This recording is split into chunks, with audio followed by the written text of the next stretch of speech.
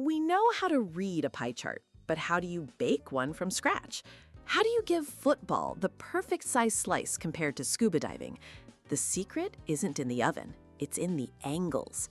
Every pie chart, every circle, is a world of exactly 360 degrees. Your job is to divide that world up fairly. Here's how. First, find your total.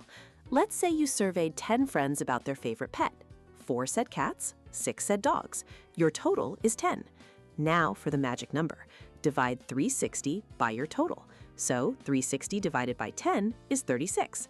This is your multiplier, 36 degrees for every single vote.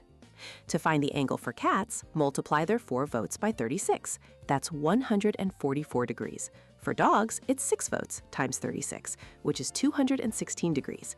And always check your math. 144 plus 216 equals 360, a perfect fit. Now, let's build it.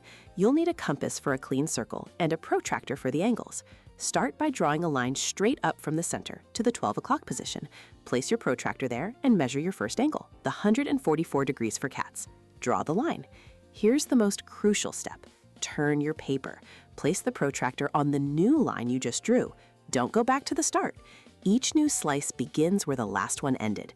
You work your way around the circle until the final slice fits perfectly into the remaining space. An unlabeled chart is just abstract art. Give it a clear title. Label each slice with its category and value, and always do a final check. Do your numbers add up to the original total? A pie chart isn't just a drawing, it's a story told with numbers, where every slice has its precise, calculated place.